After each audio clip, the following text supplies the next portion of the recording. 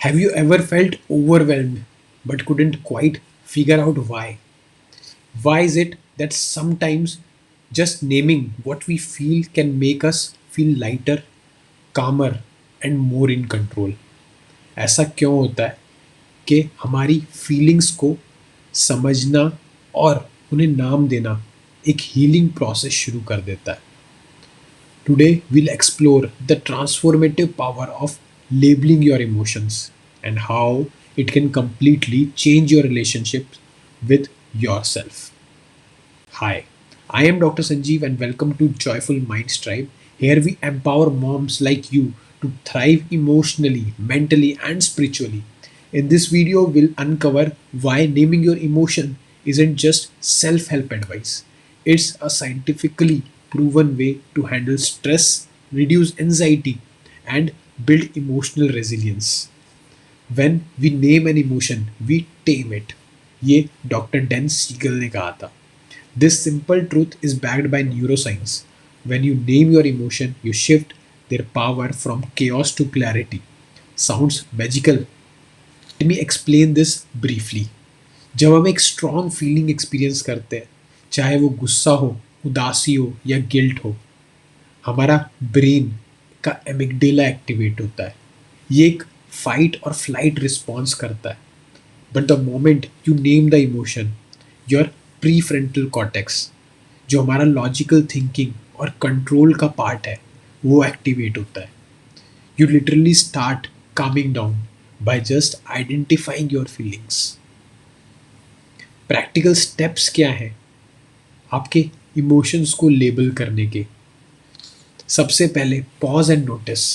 रुककर बस महसूस कीजिए. सबसे पहले अपने आप को एक मोमेंट का टाइम दीजिए. आप किस सिचुएशन में हैं उसका अवेयरनेस लीजिए और अपने मन के अंदर चल रहे इमोशंस को नोटिस कीजिए. अपने आप से पूछिए, मुझे अभी क्या फील हो रहा है? सपोज आपको लगता है कि आप गुस्सा हो रहे हो. Stop and observe. मुझे गुस्सा क्यों आ रहा है? मे बी किसी ने आपको काम करते वक्त इंटरप्ट किया हो. ज़्यादातर हम रिएक्ट कर देते हैं. दूसरी चीज़, यूज़ डिस्क्रिप्टिव वर्ड्स. इमोशंस को क्लियरली नाम दें. एक जनरल वर्ड जैसे अपसेट यूज़ करने की जगह थोड़ा स्पेसिफिक होने की कोशिश करें. क्या आप इरिटेटेड हैं, डिसअपॉइंटेड हैं या ओवरवेल्म्ड हैं? जैसे इंस्टेड ऑफ सेइंग मैं दुखी हूँ, से मैं डिसअपॉइंटेड हूँ क्योंकि मेरा एफर्ट अप्रिशिएट नहीं हुआ. तीसरा स्टेप है एक्नॉलेज विदाउट जजमेंट. एक्सेप्ट करें बिना किसी गिल्ट के. जो आप फील कर रहे हैं उसे अपनाएं बिना गिल्ट या एम्बेरसमेंट के. अपने इमोशंस को गलत या सही लेबल करने की ज़रूरत नहीं है. हर एक फीलिंग एक सिग्नल होती है जो हमें कुछ समझाती है.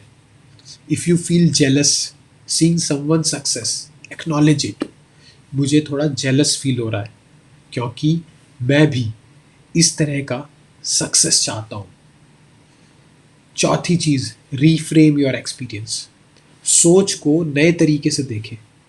एक बार अपने इमोशंस लेबल कर लिया तो अब उसे एक कंस्ट्रक्टिव पर्सपेक्टिव में डालें. सोचें ये इमोशन आपको क्या सिखा रहा है या किस डायरेक्शन में गाइड कर रहा है. If you are angry, think मैं गुस्सा हूँ क्योंकि मुझे लगता है कि मेरी बात नहीं सुनी जा रही. अब मैं कामली अपनी बात समझा सकता हूँ. समराइज करें. लेट्स से आपको लगता है कि आपको अपने पार्टनर से बात करते समय इरिटेशन हो रही है. ये स्टेप्स यूज़ करें. पहले आपने पॉज लिया, अपने आप से पूछा मैं इरिटेटेड क्यों फील कर रहा हूँ. Be specific. दूसरी चीज़, ऐसा क्यों हो रहा है? मुझे लगता है कि उन्होंने मेरी बात को इग्नोर किया. तीसरी चीज़, एक्सेप्ट इट. हाँ मैं इरिटेटेड हूँ और ये नॉर्मल है. चौथी चीज़, रीफ्रेम. मुझे कामली उनसे बात करके अपने पर्सपेक्टिव को समझाना चाहिए. इमोशनल लेबरिंग प्रैक्टिस करते वक्त अपने मन में या एक जर्नल में लिखने की आदत डालें। राइटिंग हेल्प्स प्रोसेस इमोशंस और क्लैरिटी लाने में मदद करते हैं। Example, I am feeling anxious because I have an important deadline tomorrow, but I know I am prepared and capable. By labelling your emotions आप ना सिर्फ अपने मन को काम करते हैं, बल्कि अपनी प्रॉब्लम सॉल्विंग एबिलिटी को एनहेंस करते हैं। अब आपकी बारी है। इस वीडियो को एक मोमेंट के लिए पॉज करें और सोचें पिछली बार कब आप बहुत लो फील कर रहे थे। क्या आप उस एग्जैक्ट इमोशन को नाम दे सकते हैं जो आप उस समय फील कर रहे थे? या आप कमेंट्स में ज़रूर शेयर करें। पॉज करें, थोड़ा समय लें। अगर आप इस प्रैक्टिस को करेंगे तो ये वीडियो आपके लिए लाइफ टाइम एक यूटिलिटी, एक टूल बन सकता है। आप सोचें कि आपने उस इवेंट में क्या किया था, कि आपको कैसा महसूस हो रहा था। ज़्यादातर हम लोग अपने इमोशंस को नाम ही नहीं दे पाते। अगर मैं आपको बेसिक इमोशंस बताऊं तो हमारे बेसिक इमोशंस होते हैं happiness, sadness, fear, anger, disgust and surprise. बाकी सभी इमोशंस इनके मिक्स से बने होते हैं। फ्रस्ट्रेशन या फिर वरी या फिर हेट, गिल्ट, ब्लेम, ये जितने इमोशंस हैं इनके कॉम्बिनेशन से बने हैं। तो आप सिर्फ सोचें आपको कैसा महसूस हो रहा था, क्यों ऐसा हो रहा था, आपने क्या उस सिचुएशन में रिफ्रेमिंग का यूज़ किया, और अगर करते तो कैसा आउटकम होता, आप क्या बोल सकते थे, आप कैसे उस सिचुएशन से निकल सकते थे। You don't have to control your emotions, you just have to stop letting them control you. Emotions are like waves. You cannot stop them from coming, but you can choose which ones to surf. अपने emotions को label करना एक छोटा सा step है जो आपकी emotional health में एक बड़ा बदलाव लाता है। ये फीलिंग्स को दबाने के बारे में नहीं है, बल्कि उन्हें समझने के बारे में है।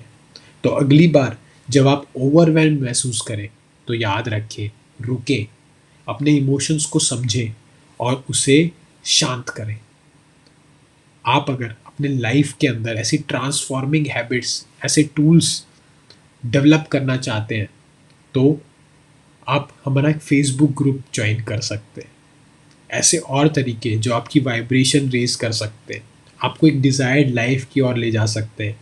चैनल को बिल्कुल सब्सक्राइब ना करें अगर इस वीडियो ने आपकी लाइफ में कुछ वैल्यू ऐड नहीं की है। मिलते हैं अगले वीडियो में। Thank you.